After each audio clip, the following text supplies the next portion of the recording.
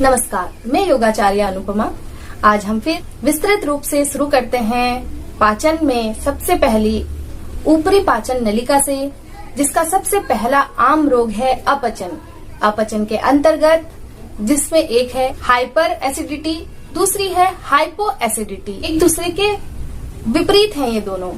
इन दोनों में hyper acidity में अम्ल की मात्रा बहुत ज्यादा बनने के कारण ये हो जाता है, और दूसरी ओर हाइपो एसिडिटी में अम्ल की मात्रा बहुत कम स्रावित होती है, जिसके कारण ये रोग होता है। दोनों ही अवस्थाओं में आमाशय पे इसका विषम प्रभाव पड़ता है, और इसका जो कारण होता है, जो लक्षण आते हैं, वो होती है बदहजमी और अपचन के रूप में। अब आते हैं अपचन के कारण। समस्त पेट संबंधी समस्या जो होती है, उसका मुख्य कारण, जैसा कि मैंने पहले भी बताया है, अपनी खान पान की आदत ही होती है, जिसमें चबा चबा कर न खाना, हवा भी खाने के साथ गटक जाना, बिना सोचे समझे खाना, या भावनात्मक जो संवेग होते हैं हमारे, या गुस्से में या खुशी में, जो भी उसमें अति भोजन का सेवन कर लेना और अनियमित भोजन कर लेना। दूसरा, ज्यादा चीनी वाला, मैदे वाला और बंद डब्बों वाला भोजन, पुराना बासी भोजन, इस प्रकार के भोजन का सेवन ही इसका प्रमुख कारण होता है। इसमें बर्फ युक्त पदार्थ पीना, जिसमें ठंडा भी आ जाता है, ठंडे पेय, बर्फ युक्त पेय, आइसक्रीम, कोल्ड ड्रिंक्स और बहुत गरम गरम चाय या कॉफी इनमें आ जाती है। इससे जो हमारी जठराग्नि होती है वो प्रभावित होती है, और जो हमारा आमाशय है वो जो आवश्यक भोजन है उनको पचाने में भी असक्षम हो जाता है धीरे धीरे।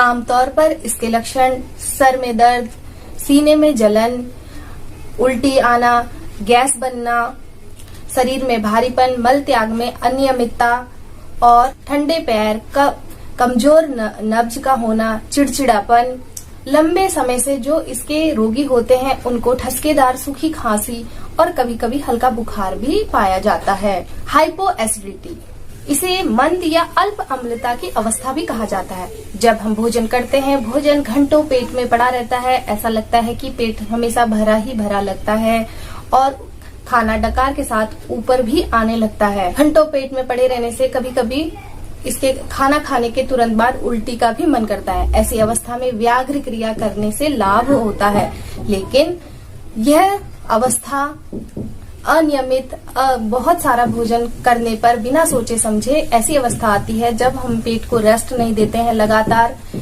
भारी भोजन, जो तले मसालेदार जितने भी हैवी फूड्स होते हैं, उनका हम सेवन बहुत अधिक कर लेते हैं। उसके बाद शरीर की जो क्रियाएं हैं, शरीर का जो फंक्शन है, वो जो है सुस्त पड़ जाता है। हाइपर एसिडिटी इस अवस्था में पहली वाली अवस्था के बिल्कुल विपरीत होता है। इसमें अम्ल जो है बहुत ज्यादा बनने लगता है। जितने भी शरीर अंदर, पेट के अंदर पाचक द्रव्य हैं, वो बहुत ज्यादा अवस्था में बनने लगते हैं, जो लंबे समय में परिवर्तित होकर पेप्टिक अल्सर और गैस्ट्राइटिस में बदल जाते हैं। खाली पेट होने पर अम्ल जो बनते रहते हैं, उससे पेट में ऐंठन जैसी महसूस होने लगती है। ऐसा इसलिए होता है क्योंकि हमारी जो भोजन की अनियमितताएं हैं, उन्हीं के कारण हम भोजन को उनकी पौष्टिकता के रूप में नहीं, स्वाद के कारण हम खाते हैं, तो उसके कारण ये प्रॉब्लम हो जाती है। तो आप खुद ही देखें कि हमारे सिर्फ एक खाने के कारण, सिर्फ हमारे भोजन के कारण हमारे शरीर पर कितने बुरे बुरे प्रभाव पड़ते हैं और कैसी कैसी बीमारियां होती हैं। तो इसलिए अपनी जीव्या पर थोड़ा कंट्रोल करें। इसमें सबसे पहले जो हमारी जीभ को स्वादिष्ट लगते हैं भोजन, जिसमें शक्कर से युक्त, मिठाइयों से युक्त, तेल, घी, मसाले और सुगंध युक्त जितने भी पदार्थ होते हैं, तीव्र सुगंध वाले जितने भी मसालेदार खाने होते हैं, तेज नमक मिर्च वाले, वो सारे कहा गया है कि शराब और सिगरेट से भी ज्यादा नुकसानदायक होते हैं हमारे शरीर के लिए। आगे बोलते हैं कि जो हमारे सामाजिक और भौतिक जो द्वंद्व हमारे मन में चलते रहते हैं, उन द्वंद्वों को शांत करने के लिए हम क्या करते हैं, भोजन में उनका निदान ढूंढते हैं। भोजन के द्वारा उन द्वंद्वों को हम शांत करते हैं, और भोजन पर ही सारे जो हम अरमान हैं वो निकाल डालते हैं, और इस तरह तरह के खानों को खा करके हम अपने शरीर को नुकसान पहुंचाते हैं। फिर क्या होता है, जब हम ये इतना इस प्रकार के भोजन करने लगते हैं तो हमारा जो पेट है वो ये सोचना छोड़ देता है कि पेट में भोजन है भी कि नहीं है, और वो बहुत सारे रस जो है पाचक रस बनाने लगता है, जिसके कारण पेप्टिक अल्सर टाइप बहुत सारी ऐसी प्रकार की बीमारियां हो जाती हैं।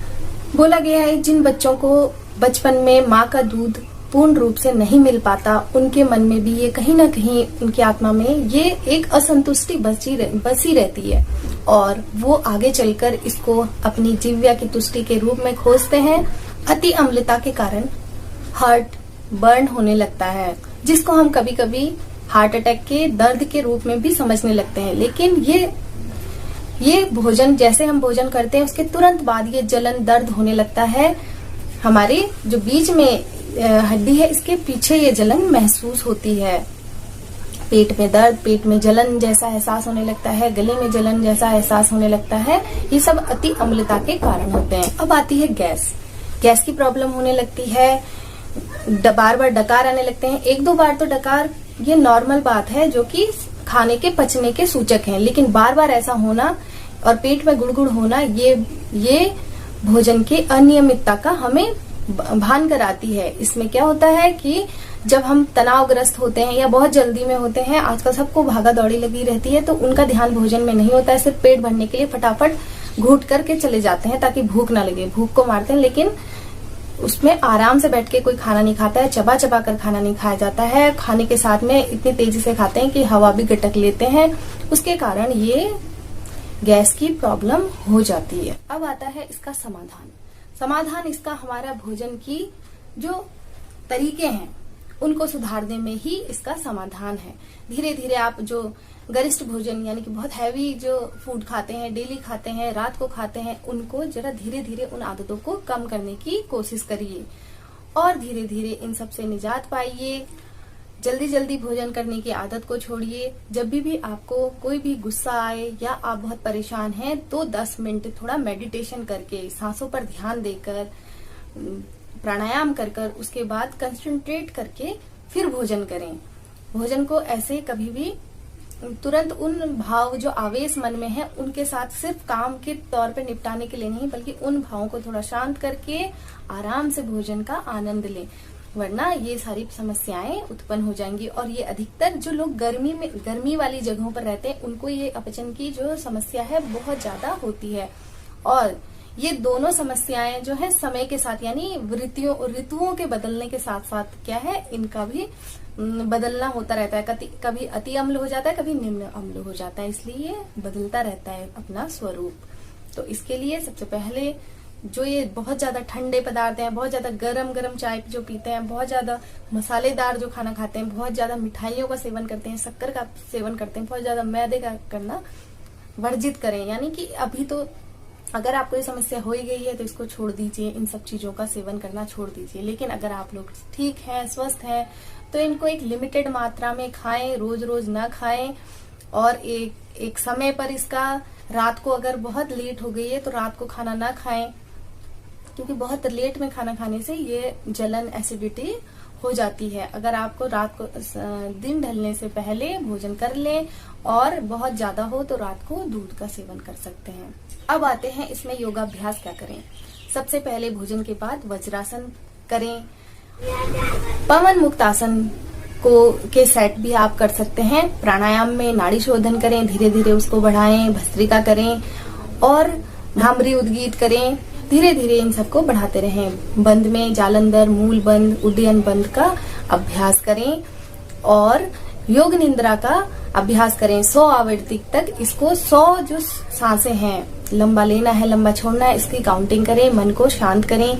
पद्मासन में बैठ करके ध्यान मणिपुर चक्र पर लगाएं, यानी अपनी नाभि पर लगाएं और फिर सांसों को देखें। आते और जाते सांसों का निरीक्षण करें कि आपकी सांस कैसे नाभि तक पहुंच रही है और वापस जा रही है, इसका अवलोकन करें। इससे आपकी मणिपुर चक्र मजबूत होगा, प्राण ऊर्जा है वो मजबूत होगी। इससे उपवास करने की कोशिश करें, हफ्ते में 1 बार उपवास करें। भोजन जब आप करें तो ध्यान रखें दाई नासिका आपकी चल रही हो उस समय। इससे जो पाचक रस हैं वो अच्छी सही मात्रा में निकलेंगे और आपका भोजन बचेगा। भोजन हमेशा चबा चबा कर खाएं, शुद्ध सात्विक शाकाहारी भोजन का सेवन करें और एक नियमित जीवनचर्या को पालन करें। आशा है आपके लिए ये वीडियो बहुत लाभकारी रहा होगा। आगे अगला वीडियो हम कॉन्स्टिपेशन पर लेकर आएंगे, उससे जुड़ी जितने भी कारण, लक्षण और समस्या योग द्वारा उसका समाधान सब लेकर आएंगे। आशा है आपके लिए ये लाभकारी रहा होगा। प्लीज लाइक करें, सब्सक्राइब करें, जो भी प्रॉब्लम है कमेंट करें, जिससे हम आपके लिए और भी वीडियो अच्छे अच्छे लेकर के आए। थैंक यू, नमस्कार।